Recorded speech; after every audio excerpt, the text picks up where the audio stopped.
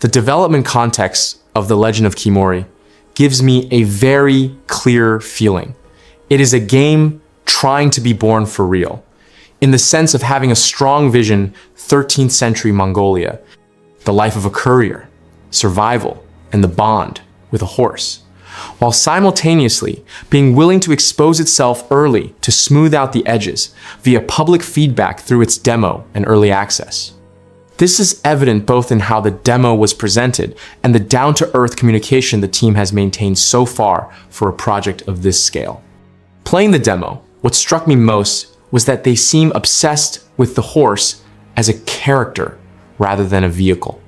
The impression is of a team that wants to nail the fantasy of riding, caring for, bonding with, and surviving alongside the animal as the center of the loop, which aligns with what was shared about training and even breeding horses, focusing on attributes and practical use in the world.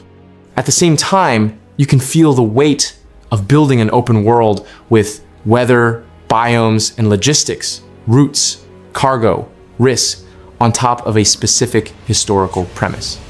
When a game sells itself on the idea of you are a courier in the YAM system, it commits to a pace that isn't the standard for frantic action. Thus, the development challenge is turning travel into interesting gameplay without it becoming just walking from point A to point B with nice scenery. A curious thing, which I like, is how the project flirts with the epic without falling into obvious heroism. You are an ordinary person doing essential work, bringing the game closer to a more mundane, almost contemplative fantasy. This choice usually divides the audience because it requires the team to be very good at creating micro-tensions, changing weather, preparation, small decisions to sustain the journey.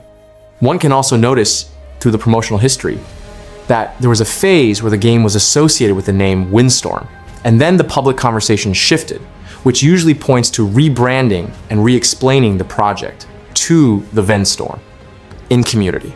This type of transition almost always impacts production and communication, as the studio needs to maintain trust while reaffirming its identity, and the community becomes more sensitive to deadlines and promises. My reading is that the demo serves well as a proof of intent, but still leaves open the questions that will define whether this becomes a cult classic or just a cool experiment. What will the actual variety of situations on the road be like? How will the game reward mastery, not just time invested? And how will the final narrative fit into a world that feels so systemic? They position early access as a period where choices shape the journey, and the final version will have a more polished narrative. This is promising, but it's a difficult tightrope to walk. The development context I see is that of a team that needs to prove consistency, polishing controls, stability, and most importantly, enough content and variety to sustain the courier fantasy for many hours without depending solely on the initial wow factor. The story of The Legend of Khiimori, based on what the demo offered, seems to be less of a saga full of twists and more of a slice of life. You are a messenger on horseback, and the drama comes from the path, the weather, the choices, and the weight of the job. This focus on a more systemic experience, with a more stitched together narrative coming in the final game, gives me a strange sense of confidence. They seem to know the hook here is immersion, not plot twists. In the demo, what stood out was precisely the absence of a deeply involved plot right away. You arrive at a settlement, talk to people, take on needs, negotiate, and head back out on the road.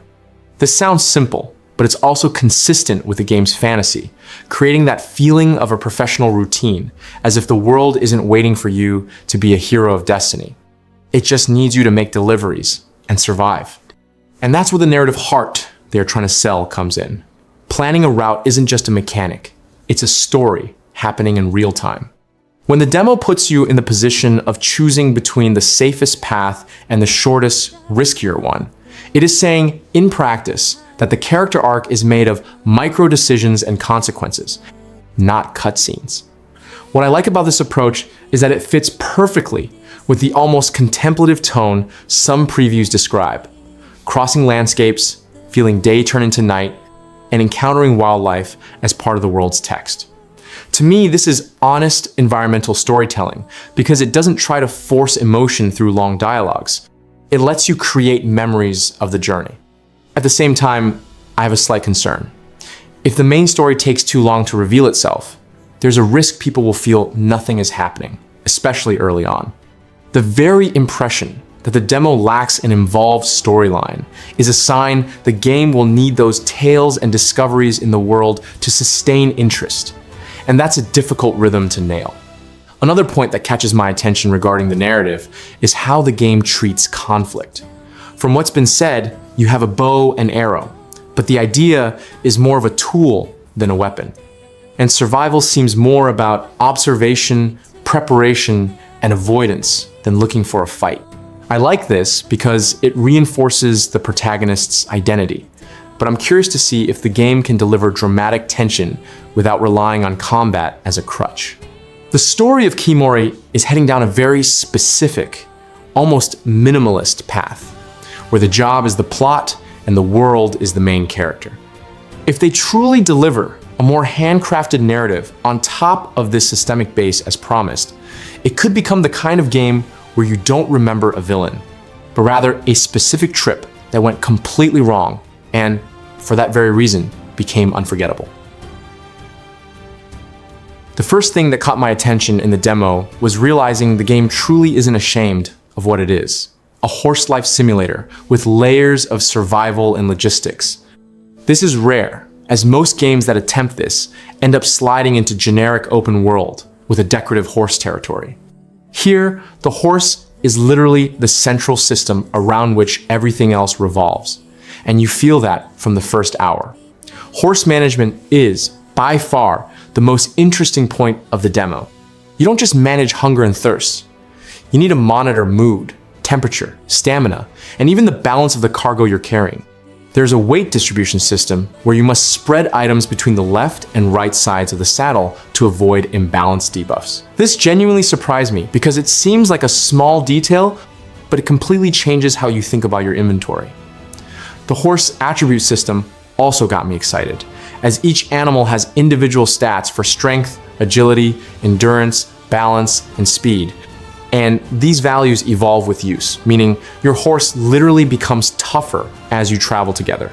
In the demo, you can already feel the potential to create a genuine bond, not just the illusion of a bond that many games mimic with a generic friendship meter. Regarding the survival system itself, I had mixed feelings. On one hand, the idea of gathering herbs to make powders and creating repellents with animal dung is creative and thematic. On the other hand, on balanced difficulty, I felt it lacked a bit of a bite, a real risk of everything going wrong. At times, I felt the game was too easy and expected more pressure on the character's own survival mechanics. The bow and arrow, which the dev heavily commented on as a tool and not a weapon, works exactly as promised in practice. But this raises a question. Without the combat fantasy, the game needs to compensate with tension in another way. In the demo, avoiding wild animals like wolves and bears works well because you really don't want a direct confrontation. The logic is observation and evasion, not engagement. I liked this approach, but it will require the game to always have sufficiently hostile terrain and weather to create real pressure. The weather and wind system impressed me technically more than I expected. The dev explained in detail how wind influences vegetation in real time. And this isn't just visual. You read the environment to understand what awaits you. This is honest game design, where the world isn't just pretty. It's actively communicating useful information. If they play the weather card well throughout the campaign, this could be one of the final game's most memorable systems. What gave me the most hope was seeing the two horse control modes.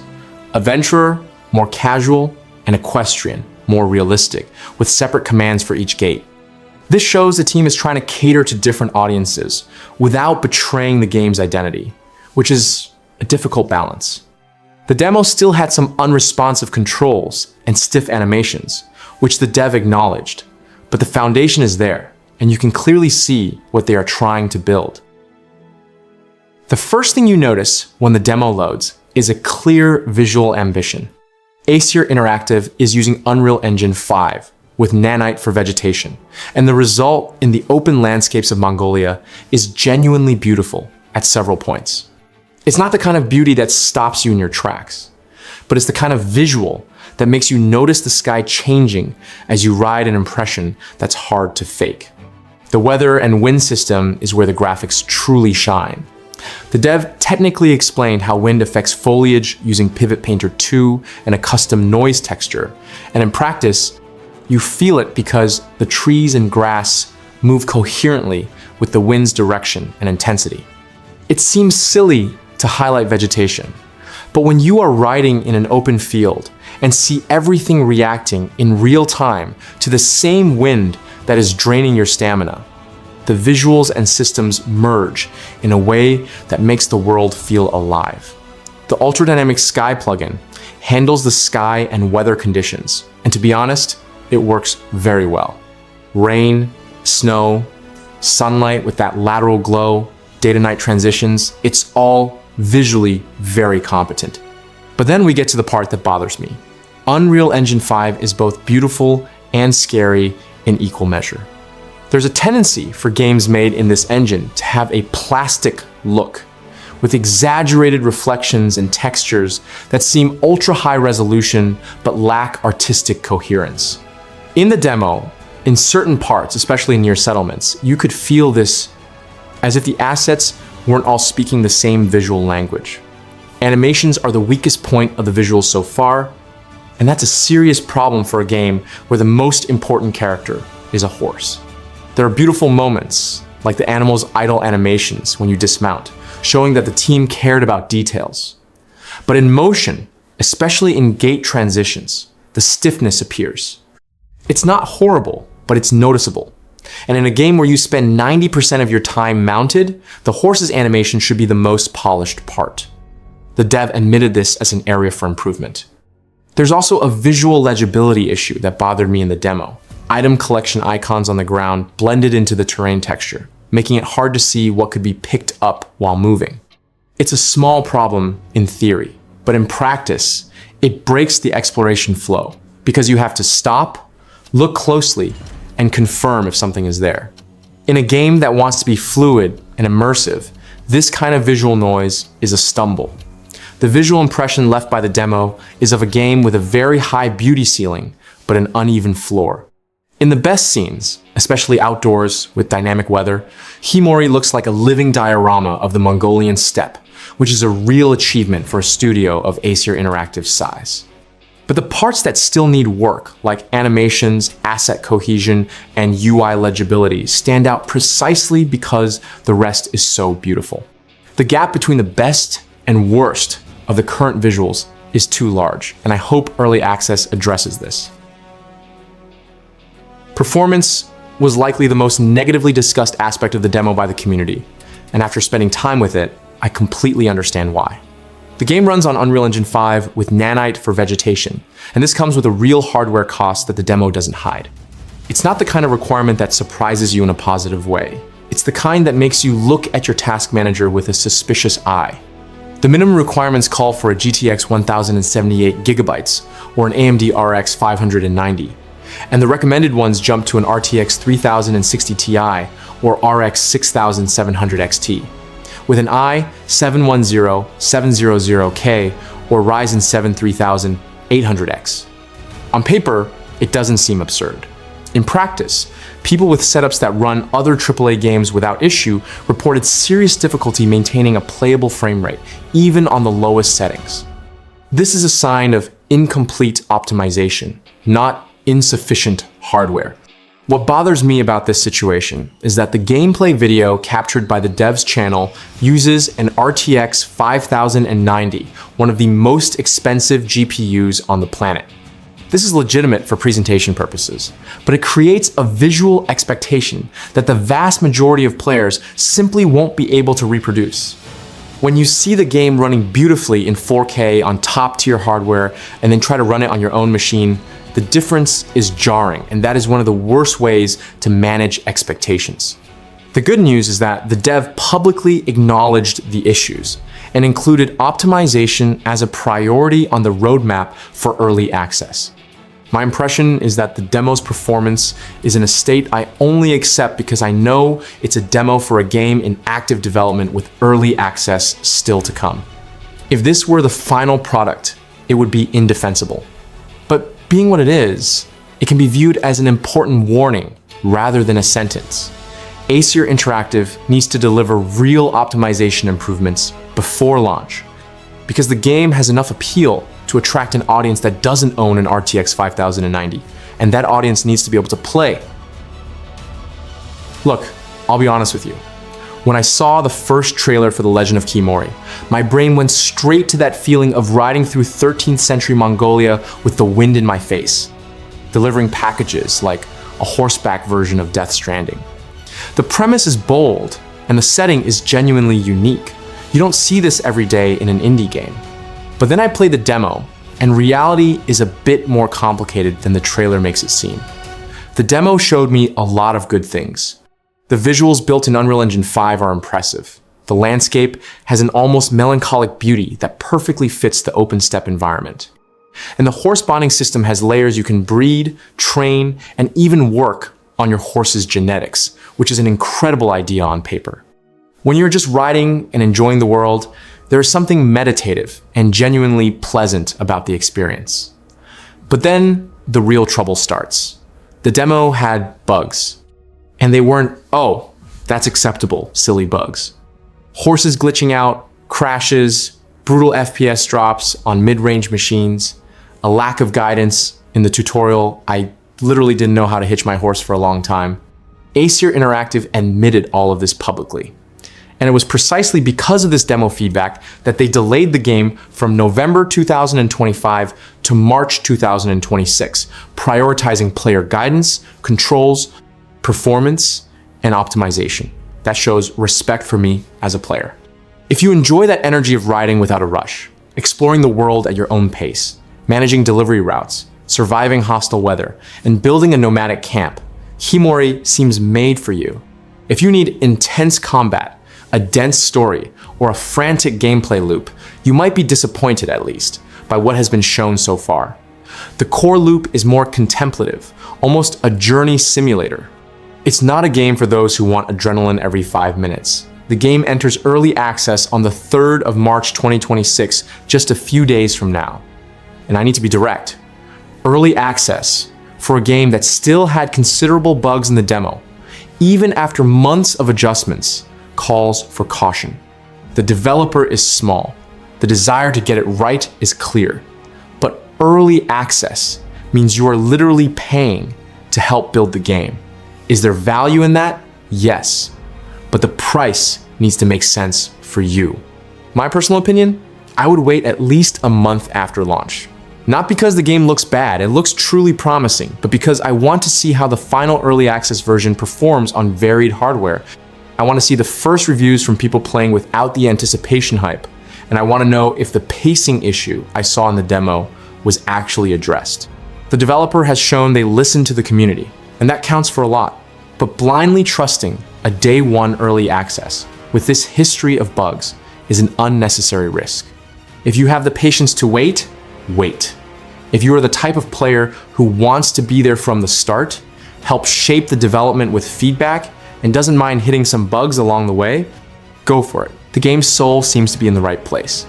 Personally, I'd keep an eye on the first few weeks of early access, with my finger on the trigger to buy as soon as performance proves stable. Because an open 13th century Mongolia with a horse breeding system, man, that has everything it takes to be one of those experiences that sticks in your head for a long time.